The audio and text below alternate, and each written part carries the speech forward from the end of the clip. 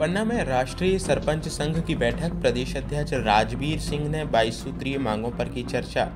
राष्ट्रीय सरपंच संघ के प्रदेश अध्यक्ष राजवीर सिंह तोमर ने पन्ना जिला मुख्यालय में जिले के सरपंच संघ के जिलाध्यक्ष ब्रजमोहन सिंह के नेतृत्व में एक महत्वपूर्ण बैठक आयोजित की।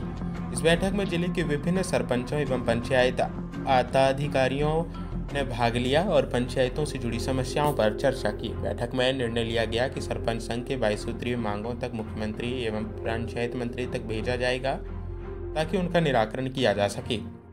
इन मांगों में प्रमुख रूप से मनरेगा योजना को उसके मूल रूप स्वरूप में लागू करने, पंचायत निर्माण कार्यों में व्याप्त अनियमितताओं की जिम्मेदारी सरपंचों पर न डालने, पंचायतों के निर्माण कार्यों में CSR और SOR के नवीन नियम लागू करने, लाडली बहना योजना का पोर्टल सभी महिलाओं के लिए खोलने तथा प्रधानमंत्री आवास योजना के में राशि वृद्धि जैसे अहम बिंदु शामिल हैं।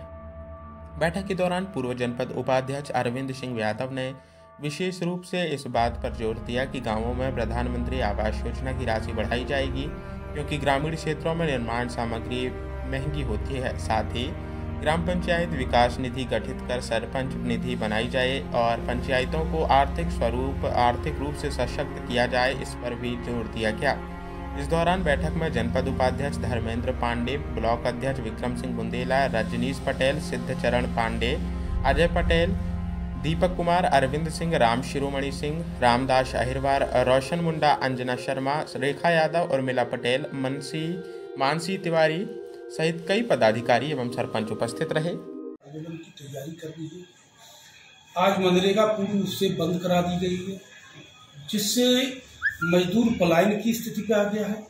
उन्होंने कहा कि हाजिरी एमएनएस और आंखों से नेटवर्क आता नहीं है। GRS सचिव की हालत ऐसी है कि मेट नियुक्त कई जगह हुए नहीं है, जिससे कम से कम मेट गांव का रहे तो कभी भी लगा ले हाजिरी।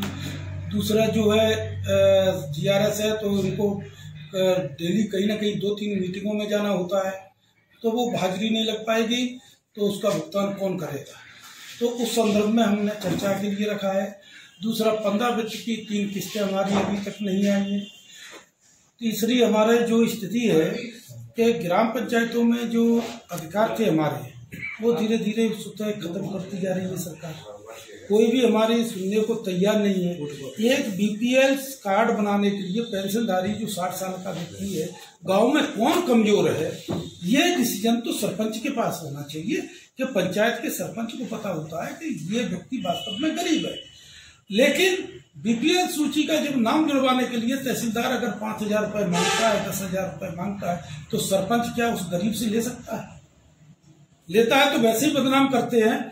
तो हमारा जो संबल कार्ड में जिसका नाम है, जिस प्रकार की, या हमारा कर्मकार मंडल में जिसका नाम है, और ऐसे व्यक्ति का बिना BPL के पेंशन देने का अधिकार हमारे सरपंच को होना चाहिए, क्योंकि गांव का मुखिया सरपंच होता है, ना कि विधायक होता है, ना कि आपका तहसीलदार होता है।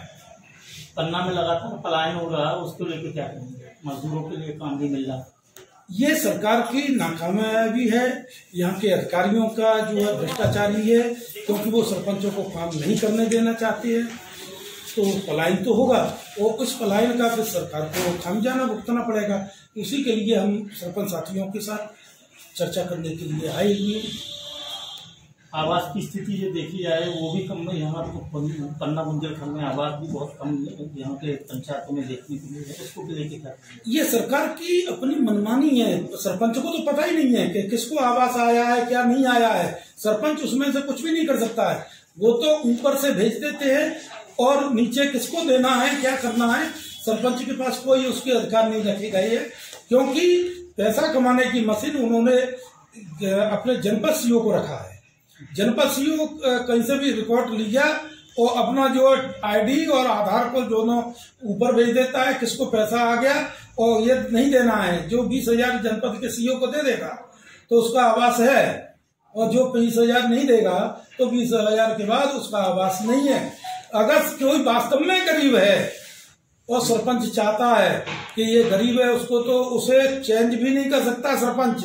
उसी के लिए तो हम बैठक कर रहे हैं कि कम से कम, मैंने सीएम साहब से भी कहा है, माननीय अपने शिवराज सिंह मंत्री जी को भी पत्र लिखा है और उनसे निवेदन किया है कि कम से कम प्रत्येक पंचायत में 5 आवास की ऐसी अनियमितता होनी चाहिए, जो हमारे पास अधिकार होने चाहिए कि हमारा जो है सरपंच जो वास्तव में गरीब है तो उनके साथ एक कमेटी के साथ सरपंच रहे, सचिव रहे, जीआरएस रहे, आंगनबाड़ी कार्यकर्ता रहे, पटवारी रहे, वो 5 किसी दूसरे को दे सकता है जिनके बन चुके हैं। उस जगह पे अगर किसी का नाम है तो गरीब सबसे कमजोर है, वो डिसीजन लेकर दे सकता है। न उसमें कलेक्टर और जिला सीओ का, जनपद सीओ का हस्तक्षेप नहीं होना चाहिए, क्योंकि वहां बिना 20,000 के होगा नहीं और सरपंच 20,000 किस्त से दिलवा दे।